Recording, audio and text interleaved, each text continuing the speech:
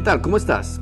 Leo en Lucas capítulo 9, versículo 28 en adelante. Aconteció como 8 días después de estas palabras que tomó a Pedro, a Juan y a Jacobo y subió al monte a orar. Entre tanto que oraba, la apariencia de su rostro se hizo otra y su vestido blanco y resplandeciente. Y aquí 2 varones que hablaban con él, los cuales eran Moisés y Elías, quienes aparecieron rodeados de gloria y hablaban de su partida que iba Jesús a cumplir en Jerusalén. Y Pedro y los que estaban con él estaban rendidos de sueño, mas permaneciendo despiertos, vieron la gloria de Jesús y a los 2 varones que estaban con él. Y sucedió que apartándose ellos de él, Pedro dijo a Jesús: Maestro, bueno es para nosotros que estemos aquí, y hagamos 3 enramadas, una para ti, una para Moisés y una para Elías, no sabiendo lo que decía. Mientras él decía esto, vino una nube que los cubrió y tuvieron temor al entrar en la nube. Y vino una voz desde la nube que decía: Este es mi Hijo amado, a él oíd. Y cuando cesó la voz, Jesús fue hallado solo, y ellos callaron, y por aquellos días no dijeron nada a nadie de lo que habían visto. Se suele decir que no es de buena educación interrumpir a alguien mientras está hablando.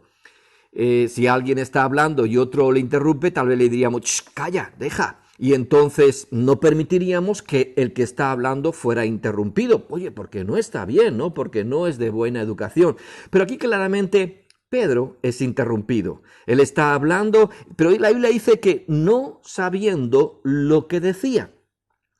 Y entonces dice, mientras él decía esto, o sea, mientras él todavía está hablando, el cielo, Dios mismo lo interrumpe, como diciendo: anda, calla, que no sabes lo que dices.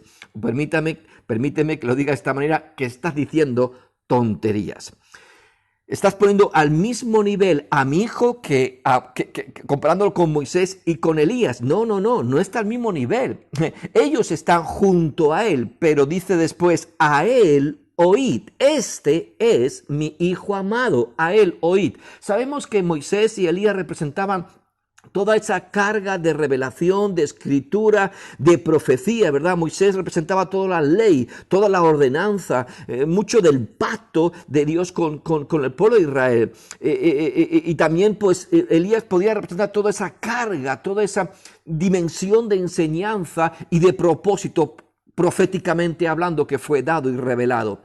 Pero ellos están al lado de Jesús, pero sabemos que Jesús era el verbo, Él es la palabra y no se le puede poner al mismo nivel. No hagamos una enramada para cada uno. O sea, mientras Él aún hablaba porque no sabía lo que decía, es interrumpido. Este es mi Hijo amado, en quien tengo complacencia. Este es mi Hijo amado, a Él oíd. A Él oíd.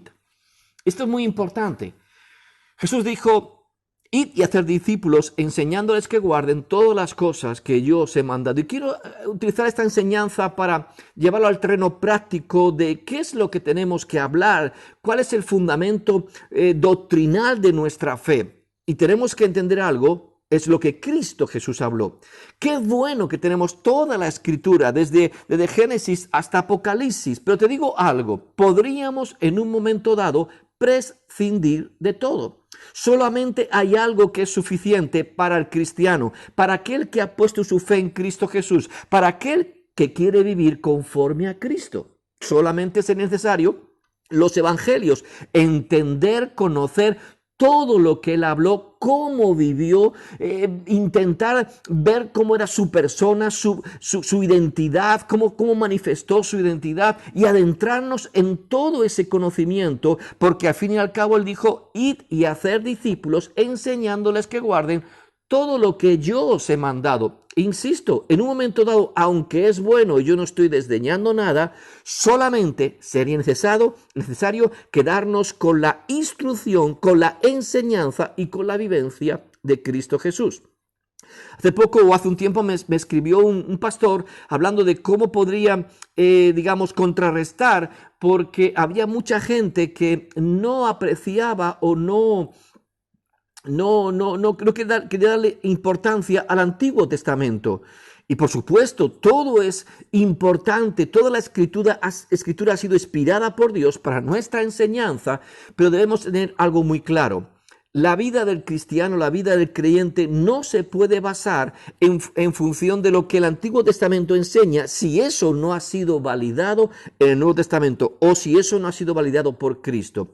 Porque es muy importante que entendamos que nuestra fe tiene que ser regulada en función de Cristo. Una vez que Él vino, una vez que Él habló, mira, a Él oíd, no lo pongas al mismo nivel. Qué bueno que tuvimos de antemano quien anunciaba, quien apuntaba hacia Cristo, pero una vez Cristo es revelado, como Hebreo nos enseña, ¿verdad? Ese sacerdocio perfecto en Cristo Jesús, una vez que Él se hace presente, oye, podríamos decir, no necesito nada más. No estoy echándolo a la basura, ni mucho menos. No estoy desdeñando nada, solo estoy diciendo la prioridad, la prevalencia, la preeminencia de lo que Cristo Jesús habló y de lo que Él enseñó. A Él oíd. Y esto es un mandato.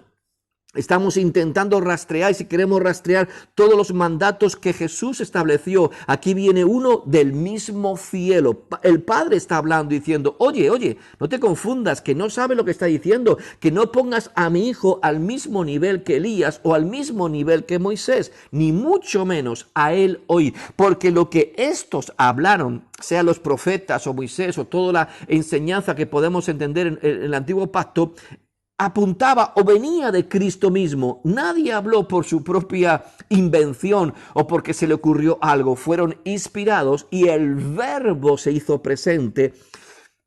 Pero cuando ya realmente se hizo carne y habitó entre nosotros, a él oíd. Insisto, la verdad es que si nos quitaran todo, lo único que necesitamos para vivir nuestra fe como cristianos es lo que Cristo Jesús enseñó.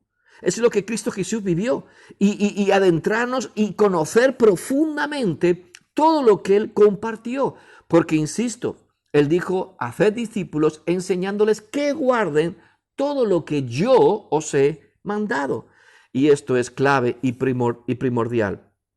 Cuidado, que nadie se confunda, que yo no estoy diciendo que no conozcamos y que no estudiemos y que no nos adentremos en todo lo que la palabra de Dios, desde Apocalipsis o desde Génesis hasta Apocalipsis, lo que la palabra de Dios nos enseña.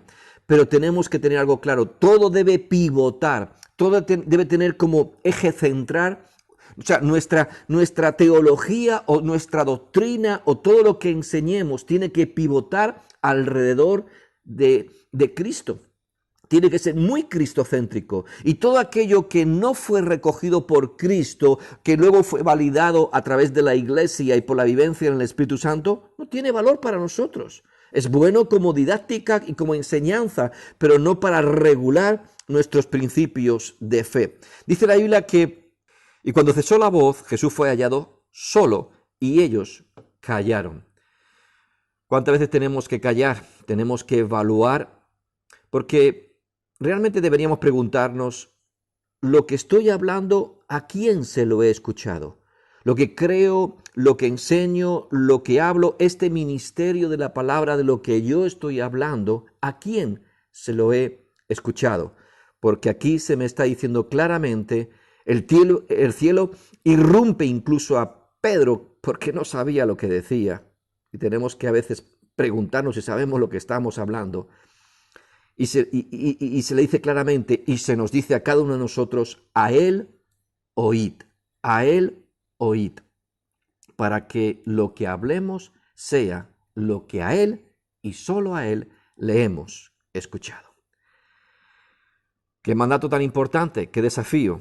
Y yo creo que deberíamos callar un poco y pensar de lo que estamos o de qué estamos hablando, de quién estamos hablando, insisto, a quién se lo hemos escuchado.